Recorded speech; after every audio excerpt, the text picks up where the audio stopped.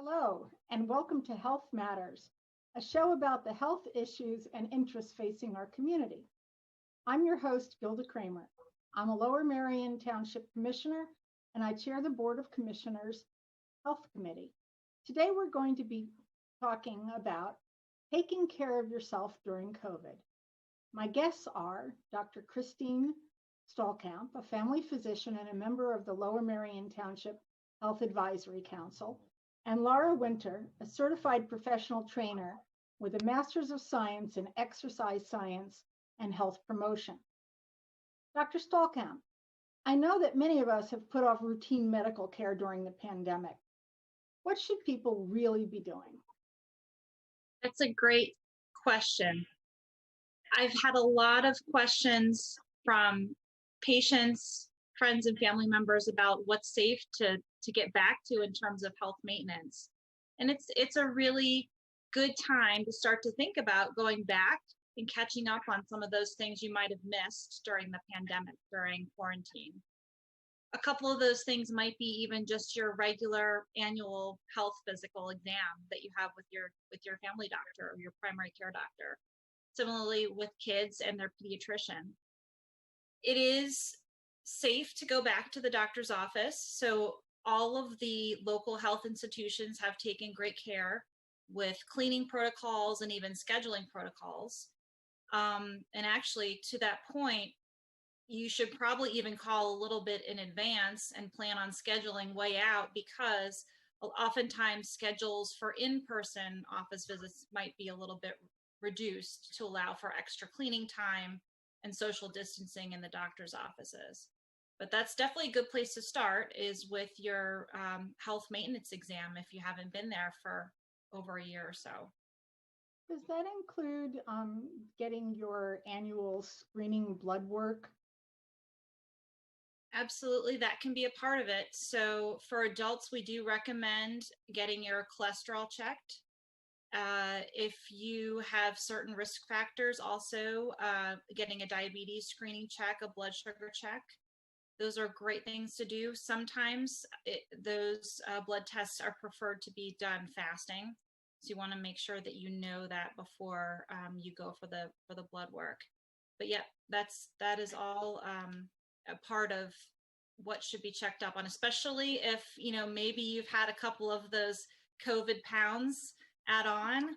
That can certainly contribute to your cholesterol and your blood pressure and diabetes and elevated blood sugar. So if you're one of those folks, like many of us, who've added on some weight, definitely make sure that you get those checked. Is it important to go for your annual mammogram?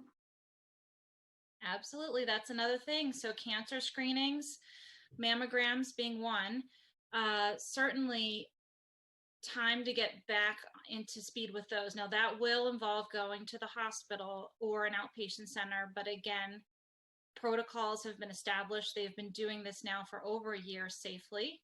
So I think being smart about timing the mammogram, certainly in relation to vaccinations, there are some instances where the COVID vaccine, or really any vaccine, can contribute to swollen lymph nodes that might be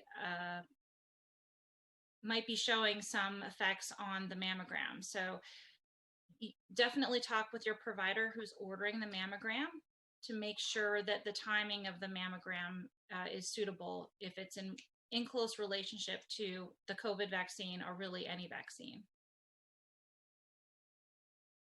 I guess women should definitely go for their annual OBGYN appointments at this point too. Yep, that is another good idea. So keeping on top of the Pap tests and the other screening exams that the OBGYNs will do. Another thing that nobody likes talking about is colonoscopies, so colon cancer screening. These have been done safely with the proper planning.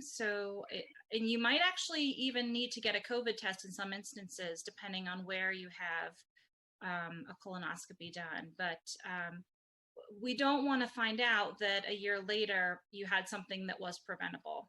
So I would absolutely urge folks who have put off these tests, especially if you've been vaccinated at this point, to get back in there and make it a priority to get your cancer screenings and your health maintenance items done. When should you choose to go to the doctor in person as opposed to just having a telemedicine appointment? That's another good question. So many of us have gotten comfortable on Zoom platforms and over the phone that most people, especially if you're one of those folks who doesn't quite enjoy going to the doctor's office, might just think, I'll just do a phone call or a video visit. But really, in some instances, you need to go in person, and that would be for your physical exam, for your health, your annual physical. Of course, the OBGYN appointment requires an in-person visit, as do some of the testings. But maybe some things like, let's say, a medication refill when you've already been to see your doctor recently, or some sniffles, or an exacerbation of a chronic problem that you've had before. Those things might lend themselves easily to telemedicine or a Zoom or FaceTime appointment with your doctor. If you're not sure, you can always message your doctor on your patient portal or give them a call and ask, and I'm sure they would direct you which way to go. It is nice, though, that now we have these options, especially for families with little kids or caregivers of old folks where it's really hard to get out of the house. I definitely think that the televisits for your doctor visits will stick around to some extent. Now, this is allergy season, and a lot of us are suffering. How can you tell the difference between an allergy, a cold, and COVID? And when should you go for COVID testing? That's another great question. I've been asked this one a lot. So really the hallmark with allergies is itching. Typically, colds and COVID will not cause itchy eyes, itchy nose.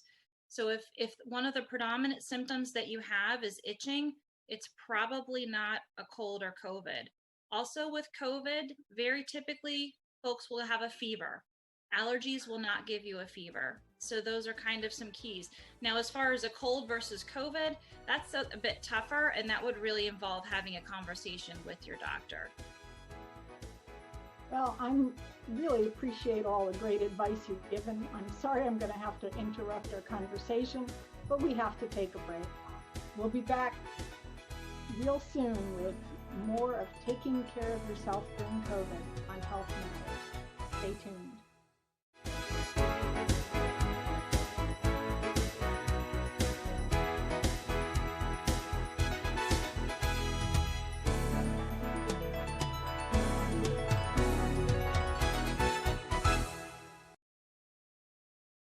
Welcome back to Health Matters, a show about the health issues and interests facing our community. I'm your host, Gilda Kramer. I'm a Lower Merion Township Commissioner who chairs the Health Committee. We're talking about taking care of yourself during COVID. Before the break, we were speaking about taking care of yourself medically. Now we'd like to talk about healthy diets and exercise.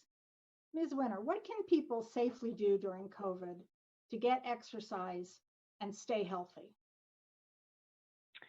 Well, the World Health Organization recommends 150 minutes of exercise per week. And that may sound like a lot, but it's actually only about 20 minutes a day. So just getting outside and walking for 20 minutes will meet your protocol of how to exercise daily. And there are different ways to stay active. So like I said, you can go walking. What I did over COVID was find a different state park every Saturday. And honestly, I explored so many different areas of Pennsylvania that I didn't even know. I started out small, and my husband and I would go for a walk maybe within a 20-minute driving distance from our house. And then we started to explore a little bit more in every direction, driving an hour sometimes, packing a lunch. And there's a lot of really beautiful areas just in our neck of the woods. So get out and explore locally. The township has a ton of wonderful parks. There are terrific places to explore too. And that's actually a wonderful idea. Besides going outside and walking, what type of exercise programs do you recommend during COVID? So there's a lot you can sort of dabble in. Virtually is what everyone seems to be gravitating towards. And a lot of gyms are offering with their membership virtual classes. So that's always an option. And you can do anything from weightlifting classes to yoga classes. Body weight is always there. You can get creative with different ways to use equipment. I've had some of my clients that I train virtually using different things of even soup cans that are 1 pound. So there's different options that are weight training, that are body weight and with some resistance, and doing those classes through the gym. There's also, I've seen some different pods pop up where if you don't feel comfortable being indoors exercising, some boutique gyms are actually putting all of their equipment outside in parking spaces. So you're within your own radius of using your own equipment throughout the duration of the exercise. And those that like running, there's also virtual 5Ks where you could be doing a 5K anywhere. So that's an option as well. A number of people have tried indoor bicycling. Are you aware of any special programs that help people get serious exercise with bicycles? I'm not that familiar with it, except for Peloton. That seems to be the one that's skyrocketing, but I'm sure there's lots of different, brands out there that are also doing that, or different apps as well. That's something I didn't mention. Something of even going on YouTube. You can go on YouTube and basically find a different kind of workout for anything, or the Samsung apps, Apple apps. And another thing besides just physically exercising is to take care of yourself mentally. I found the app on YouTube called Calm, and it's just a meditation, and it could be 5 minutes, but taking care of yourself mentally is a huge part of staying physically fit as well. Are there any group exercise programs that are outdoors that you know of? I don't know any offhand, but I know I've heard of people that were doing Pilates or yoga classes outside. When the weather's nice, I've actually done some of my personal training outside. I've done it on roof decks in Conshohocken. Just anywhere that there's space, you can be creative and do it. There's a will, there's a way. Besides getting exercise, what do you recommend for diet for people, especially since many people during COVID have been home and have been munching more than they should? Yes, munching more than we should. I recommend just trying to eat the rainbow. So all different fruits and vegetables that have different colors give you different sources of vitamins and minerals. And currently moving into the summer season, the orange and yellow fruits and vegetables are actually for immunity health. So as we get into the summer season, summer squash, cantaloupe, peaches, corn, those are all really good sources to help with your immunity. And sleep. A lot of us have had trouble sleeping during COVID. Do you have any suggestions to improve sleep? So the recommended amount of sleep is at least 7 hours a night. And I know a lot of us don't get 7 hours a night. I will not sacrifice my sleep for anything. So sleep hygiene is huge, and that involves going to bed at the same time. So whether it's Saturday night or Monday morning, go to bed at the same time. I will turn off all electronics, no Bluetooth, no looking at your phone. Make sure you just have no screen time so you can completely unwind. And people that get 7 hours, at least 7 hours a night, actually eat fewer calories throughout the day. And bad sleep habits increase body weight. So it's definitely something that should not be taken lightly. It'll improve your mood. It will actually make you feel more socially interactive. I know sometimes if you don't get enough sleep, you kind of just want to seclude from the world. So it really is a good mood booster. And of course, as we're talking about COVID, it helps with immunity. So making sure you're getting enough sleep is going to help your immunity as well. Well, that is definitely very important. Do either of you have any tips about how to be outside safely? Should people be wearing masks when they're outside? That's a good question. I think it depends on whether or not you can be socially distant.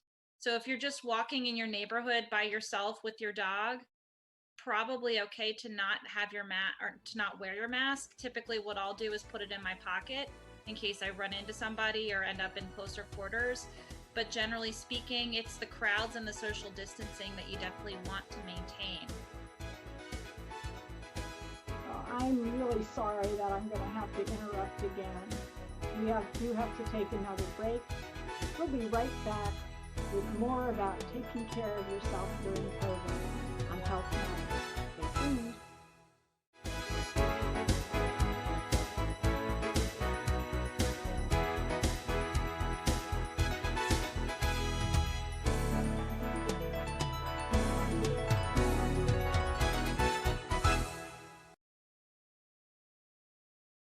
Welcome back to Health Matters, a show about the health issues and interests facing our community. I'm your host, Gilda Kramer. I am a Lower Merion Township Commissioner, and I chair the Health Committee of the Board of Commissioners. We've been talking about taking care of yourself during COVID. As the weather continues to be nicer and people get outside more, what issues should they be aware of? That's a great question. Every time this year we start to see ticks, both on our pets and on ourselves, as folks are getting outside more and more, working in their yard, working in their garden. Poison ivy is another one that tends to come up this time of year as well. So making sure that you're taking care to cover your skin, using bug spray to prevent ticks from clinging to your skin, showering yourself and tick checking yourself as soon as you come in is ideal. It takes about 24 hours for the tick to be actively latched on and biting you to transmit Lyme disease. So really key to get the tick checks as soon as you get yourself in the house, and make sure to go out, especially with the kids. I don't know about others, but my kids love to roll around in the grass, and as soon as it's nice to be outside, they don't want to wear long pants or long sleeves. So really important, we need to do tick checks pretty much every night. It becomes a nightly bedtime ritual. What do ticks look like on the skin? They can look, actually, there's a lot of variation. So they can look a lot different depending on the life cycle of the tick and the kind of tick. So bigger ticks, or some people call them dog ticks, typically are pretty easy to find. Oftentimes they look like little brown spiders. Deer ticks, which are a lot smaller, can be very hard to see. As small as, like, for instance, a poppy seed that you'd have on a cookie or a muffin. And oftentimes those are the ones that will cause illnesses such as Lyme disease, the real tiny ones. So really the best thing to do is to prevent getting the tick on you in the first place, which again would involve using bug spray, long sleeves, long pants, lighter clothing also, because they are dark in color. So if you have on lighter pants, lighter colored shirts, you can see them better. If you do get a tick bite, what's it going to look like? Are there any particular signs that should send you to a doctor? So some tick bites, if you find a tick on yourself and you're able to remove it, oftentimes it'll just look like a mosquito bite. What I will tell you though is, if you're concerned about illness from a tick bite, so Lyme disease, there are also other illnesses you can get from ticks, you should actually save the tick and take it with you to the doctor's office, because the doctor can analyze that tick to see if the tick was carrying any diseases. And also, of course, take a look at the bite area. So remove the tick carefully if you can. If you're not comfortable doing that, certainly your doctor can do that if they can get you in promptly.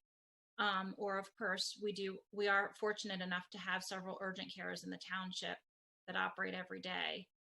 So seeking medical attention if you need help to remove the tick, and also if you're concerned about the actual tick bite. Now, Lyme disease can cause a very specific rash that can be a big red spot, or the kind of target bullseye with a central spot with rings around it. More often, though, I've seen it be as just a big red spot, and typically it has to be, the red area has to be at least this big, about as big as your palm across. So smaller things that look more like mosquito bites probably are not Lyme disease. Speaking of mosquito bites, how should people prevent getting them? So we actually talk about this quite often in the Health Advisory Committee for the township, where we will look at the mosquitoes in the reports of the mosquitoes in the township to see if there are illnesses and where kind of mosquito hot spots are. And what I've learned is that really it's the standing water. So going through your property and removing any flower pots that might be collecting water, gardening containers, garbage cans, anything where standing water will be is going to be a nesting ground for the mosquitoes. Lara, we were talking earlier about gardening and what happens when people go out to garden. Do you have any special advice? Yes. So when you are gardening and you're bending over, make sure that you're bending your knees. You're not bending from your waist and just rounding your back. That's definitely going to cause a lot of low back pain. So we want to use what we call a hinge position. So you bend your knees, and that's how you should be gardening. Don't just bend in half through your back.